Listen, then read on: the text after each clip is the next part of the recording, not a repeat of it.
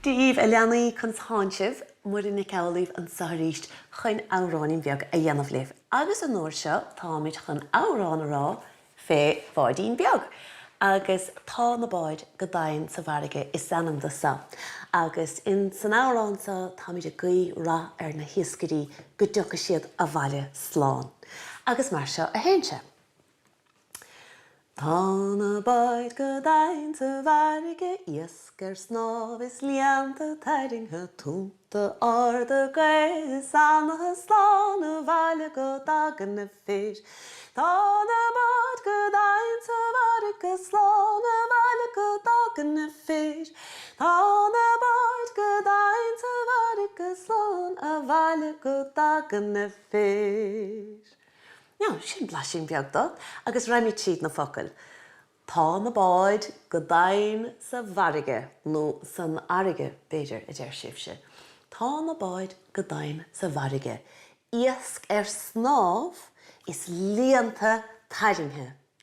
Túnta arda gaith is anathe agus sin drochaimseir. Gaith is anathe. Sláán a bhaile go daga na fir. Agus mar seo a héinse.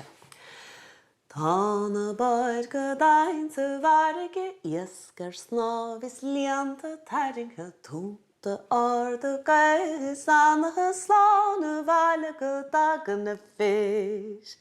As níos an chur fá, tá na Báid go dainn sa Fharraige sláán a bhaile go dagan na fir agus deirmid é sin feiceáil. Agus mar seo a héinse. Tá na Báid go dainn sa Fharraige sláán a bhaile go dagan na fir. Tá na Báid go dainn sa Fharraige sláán a bhaile go dagan na fir. Níos mar sin, tíirmid bhéarsa agus chur fá le chéile.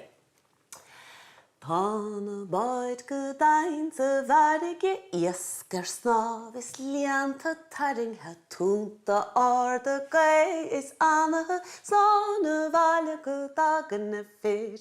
Tá na Báid go dainn sa Fharraige sláán a bhaile go dagan na fir.